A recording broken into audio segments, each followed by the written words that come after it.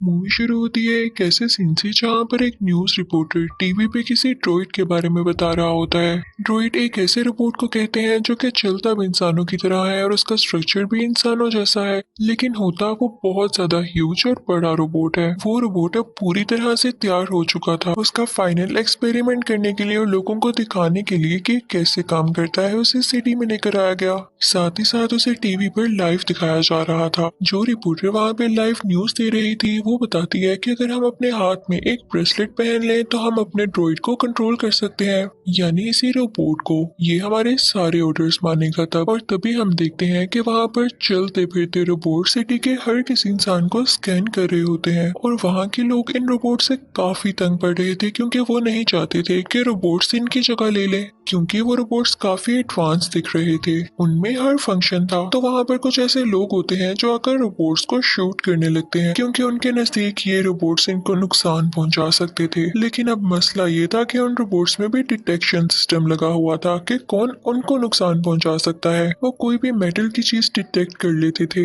या अगर किसी इंसान के पास कोई वेपन है उसे भी। अब जब इंसान रोबोट्स पर हमला करते हैं तो आगे से रोबोट्स भी खुद को डिफेंड करने के लिए उन पर अटैक करते हैं, जिसकी वजह से कई इंसान मारे जाते हैं। एक आदमी जो उनमें मर चुका होता है, उनका बेटा सामने आता है। उसके हाथ में नाइफ होती है। एक रोबोट उसे डिटेक्ट कर लेता है और बेचारे बच्चे को ही मार देता है। लेकिन टीवी पर जो न्यूज रिपोर्टर होता है उसे इस बात से कोई फर्क नहीं पड़ता। उसे तो बस उस कंपनी के सीईओ ने पैसे दिए थे कि तुम मेरे एड्स लगाओ, मेरे रोबोट्स की तारीफें करो। तो वो कहता है कि ये तो अच्छी बात है कि रोबोट्स में इतनी सेंस है कि खुद को डिफेंड करना है और मेटल जैसी चीजों को डिटेक्ट कर लेना है। ये हमारे बहुत काम आने वाला है। अब लाइव हम देख रहे होते हैं कि पूरा शहर तबाह हो रहा है उन्हीं रोबोट्स की वजह से। साथ ही साथ वो न्यूज रिपोर्टर ये भी बताने लगता है कि इस कंपनी का सीईओ जिसने ये रोबोट्स बनाए वो चाहता है कि और भी मुल्कों में और भी कंट्रीज में ये अपने ड्रॉइड्स छोड़े, यानी यही रोबोट्स। और साथ ही में वो उसकी फेवर भी करने लगता है।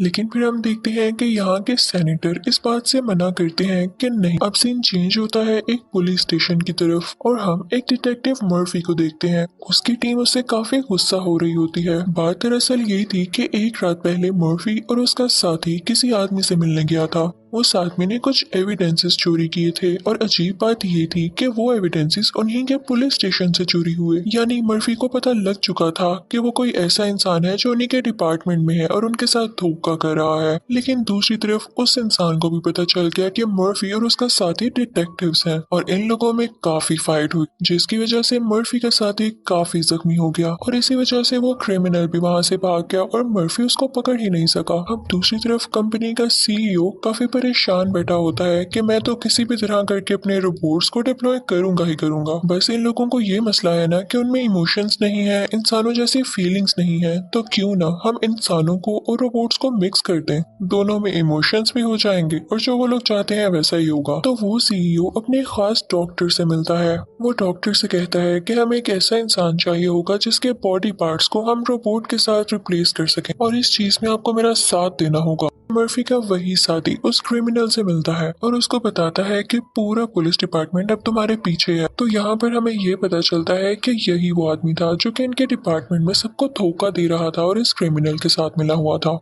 वो आदमी उस क्रिमिनल से कहता है कि हमें इसके लिए मर्फी को रास्ते से हटाना होगा, मैं तुम्हारा साथ दूंगा। तो वो लोग प्लान करते हैं कि हम मर्फी की कार में एक बॉम्ब लगा देंगे और वो जैसे ही अपनी कार के पास आएगा तो ये बॉम्ब एक्सप्लोड कर जाएगा और वो मारा जाएगा। फिर नेक्स्ट सीन में हम देखते हैं कि मर्फी अपनी वाइफ और बेटे के साथ अपने घर में होता है। उसकी बहुत ही प्यारी फैमिली थी और उनमें बहुत ज्यादा प्यार था कि तभी मर्फी को बाहर से अपनी कार की आवाज आती है और जब वो उसे चेक करने जाता है तो उसकी कार में लगा बॉम्ब एक्सप्लोड हो जाता है, जिसकी वजह से मर्फी की हालत काफी बुरी हो जाती है। वो बहुत ज्यादा जख्मी होता है। उसका कोई भी बॉडी पार्ट ऐसा नहीं था जो सही बचा हो। उसके हाथ, उसके पाँव, इवन उसकी आंखें, सब कुछ डैमेज हो चुका था।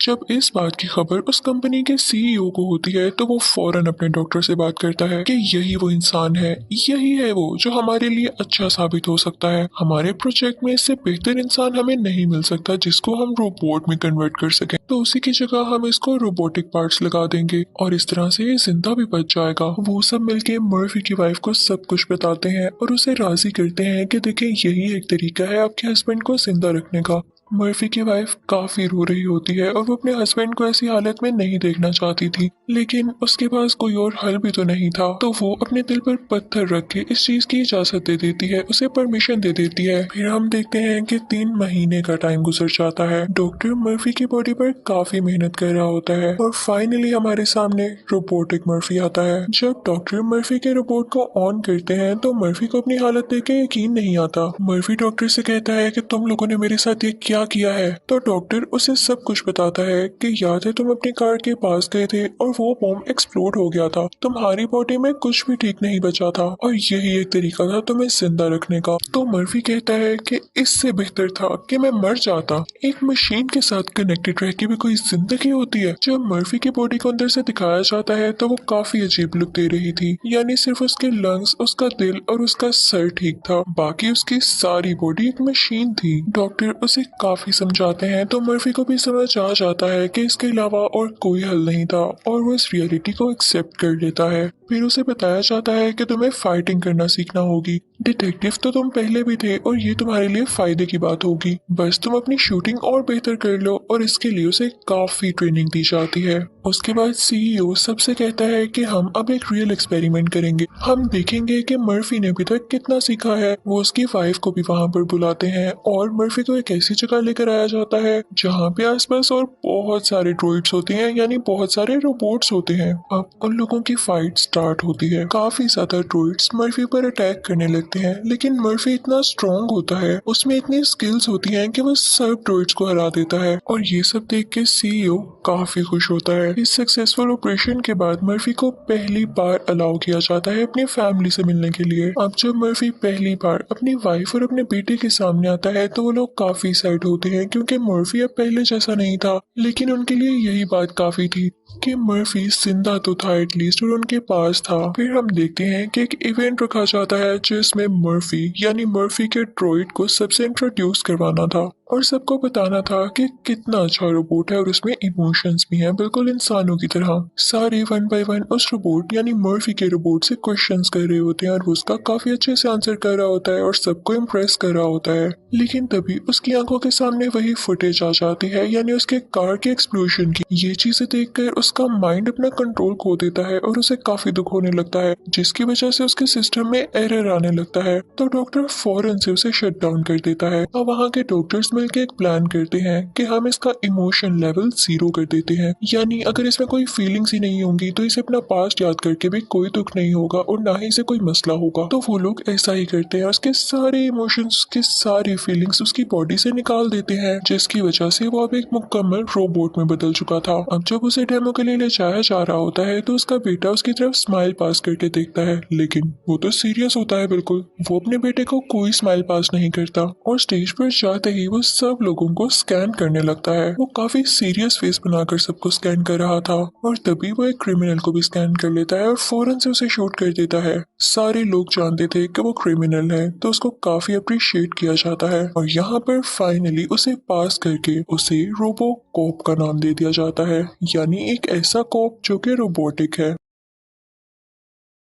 अब सीईओ और उसका खास डॉक्टर ये प्लान करते हैं कि हम इस रोबोकोप को यानी मर्फी के रोबोट को सिर्फ अपने काम के लिए ही रखेंगे और इसकी फैमिली को ये पता लगने ही नहीं देंगे कि अब इसमें कोई इमोशंस नहीं है। ऐसा करके वो उसकी फैमिली और उसके साथ बहुत जुल्म कर रहे थे, लेकिन उन्हें क्या परवाह, वो लोग तो बुरे थे। दूसरी तरफ हम देखते हैं कि मर्फी यानी रोबोकोप अपनी टेक्नोलॉजी यूज करके सारे क्रिमिनल्स को डिटेक्ट करने लगता है। सारी सीसीटीवी फुटेज को कंपाइल करके और हर चीज को देखते हुए वो क्रिमिनल्स को शूट करने लगता है ढूंढ ढूंढ कर। और देखते ही देखते कुछ ही दिन में सिटी से सारे क्रिमिनल्स मारे जाते हैं और क्राइम काफी हद तक कम होने लग गया था। ये देखकर लोग मर्फी से काफी खुश होते हैं और उसे अपना हीरो मानने लगते हैं। मर्फी यानी रोबोकोप अपनी हैवी बाइक पर ये सारे काम किया करता था, हर जगह जाया करता था। एक बार वो रास्ते से गुजर रहा होता है कि तभी उसके सामने उसकी वाइफ आ जाती है और वो उससे कहती है कि मर्फी, हमारा बेटा आपको याद कर रहा है, कितने दिन हो गए आप घर नहीं आए, मैं आपके लिए कितनी वरिड हूँ।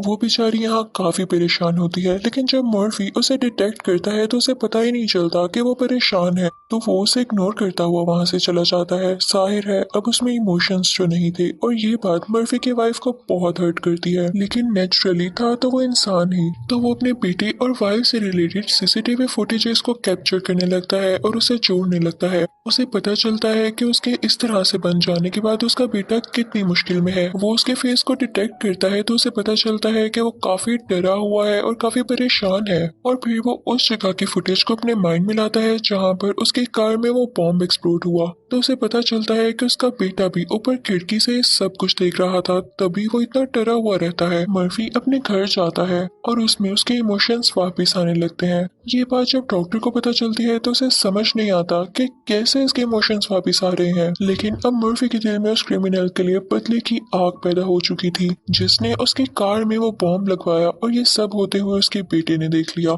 वो उस क्रिमिनल को पकड़ने के लिए जाता है। रास्ते में उसे वही साथी मिलता है जिसने उस क्रिमिनल की मदद की थी। वो उसे ट्रैक करके उसका एड्रेस ले लेता है, लेकिन इस बात की खबर उस क्रिमिनल को पहले ही हो जाती है और वो वहाँ पे अपनी वेपन्स तैयार कर लेता है और सारी लाइट्स ऑफ कर देता है। लेकिन मर्फी में खास बात ये भी थी कि वो रात में देख सकता था, यानी नाइट विजन रखता था, और इसी बात का फायदा उठाते हुए वो उनके वेयरहाउस को तोड़ता हुआ उसके अंदर चला जाता है और अपनी नाइट विजन की एबिलिटी को यूज करके उन्हें डिटेक्ट करने लगता है और एक एक करके शूट करने लगता है। लेकिन वो लोग भी अपने वेपन्स बराबर यूज कर रहे थे, जिसकी वजह से मर्फी खुद भी काफी ज्यादा जख्मी हो जाता है। उसकी रोबोटिक बॉडी को भी काफी डैमेज होता है, लेकिन मर्फी अभी भी काफी ज्यादा पावरफुल था। वो फाइनली यहाँ पर उस क्रिमिनल को मार गिराता है और फिर उनके वेपन्स उठाता है और उस पर से सारे फिंगरप्रिंट्स लेता है, जिसके बाद उसे पता चलता है कि उसी के पुलिस स्टेशन में 2 लोग ऐसे हैं जिनके फिंगरप्रिंट्स इन वेपन्स पर हैं, यानी वही धोखेबाज लोग जो इस क्रिमिनल का साथ दे रहे थे। वो फौरन से पुलिस स्टेशन जाता है तो वो दोनों आदमी सब कुछ बोल देते हैं कि इसके पीछे हमारा हाथ नहीं,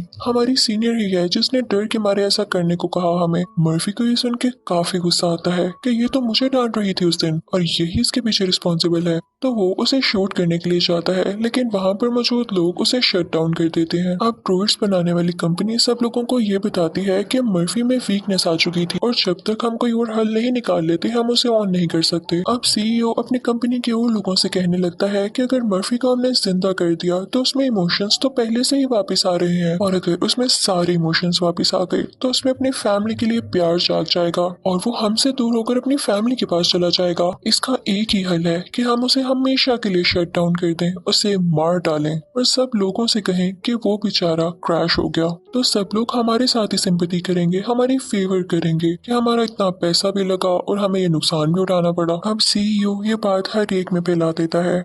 अब सारे लोग उसे सिंपैथी शो करने लगते हैं कि हाँ वो काफी अच्छा रोबोट था वाकई ही, और अब सिंपैथी में आकर उसे अलाउ कर दिया जाता है कि अपने बनाए गए ड्रॉइड्स और बाकी रोबोट्स वो दूसरे मुल्कों में भी भेज सकता है, जिस बात की वजह से सीईओ को काफी फायदा होता है और वो तो चाहता ही यही था। सीईओ वाकई में मर्फी का प्लग हमेशा के लिए निकालकर उसे हमेशा के लिए खत्म करना चाहते थे, लेकिन इस बात की खबर उनके खास डॉक्टर को हो जाती है। अब हमें पता चलता है कि वो डॉक्टर बेचारा अच्छा था दिल का।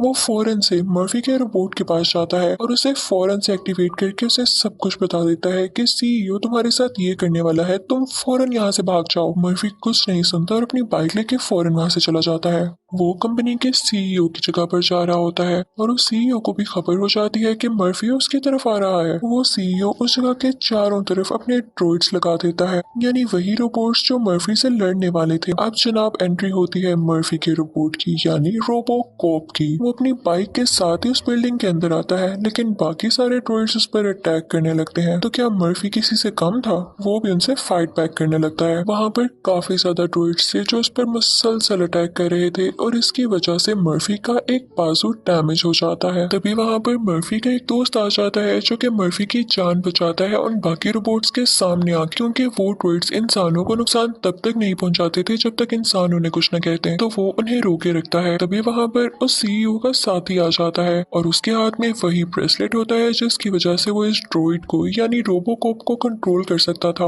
और इसी कंट्रोल की वजह से मर्फी यानी रोबोकॉप उसको शूट नहीं कर पाता, उस पर अटैक ही नहीं कर पाता। लेकिन तभी मर्फी का दोस्त आके उस आदमी को शूट कर देता है और मर्फी की जान बचा लेता है, वरना वो आदमी जल्द ही मर्फी को शट डाउन करने वाला था। अब मर्फी डिटेक्ट करता है कि वो सीईओ कहाँ पर है, तो उसे पता चलता है कि वो इस बिल्डिंग की रूफ टॉप पर है। तो वो फौरन से वहां जाता है उस पर अटैक करने के लिए, लेकिन पता चलता है कि जनाब उस सीईओ ने भी वो ब्रेसलेट पहन रखा था, जिसकी वजह से वो रोबोकॉप यानी मर्फी उसका कुछ नहीं बिगाड़ सकता था। मर्फी अपने सारे इमोशंस इकट्ठे करता है और उनको इकट्ठा करके उसको शूट करने लगता है, लेकिन उसका सिस्टम उसे इस बात के लिए अलाउ नहीं कर रहा था, तो वो क्रैश होने लगता है, उसका सिस्टम शट डाउन होने लगता है। लेकिन इसी दौरान सीईओ कहता है कि मैं तुम्हारी फैमिली को शूट करने वाला हूँ। वो ऐसा इसलिए करता है ताकि वो हर्ट हो और जल्द ही क्रैश हो जाए, लेकिन इस बात से मर्फी को फायदा होता है, उसमें इमोशंस जाग जाते हैं और वो जल्द ही अपना सिस्टम जल्दी से रिबूट करता है और उस सीईओ को शूट कर देता है। लेकिन साथ ही साथ वो सीईओ भी उस पर शूट करता है, जिससे उसकी बॉडी डैमेज हो जाती है और वो नीचे गिर जाता है। उसकी फैमिली भाग कर उसके पास आती है और फिर उसे डॉक्टर के पास ले जाया जाता है,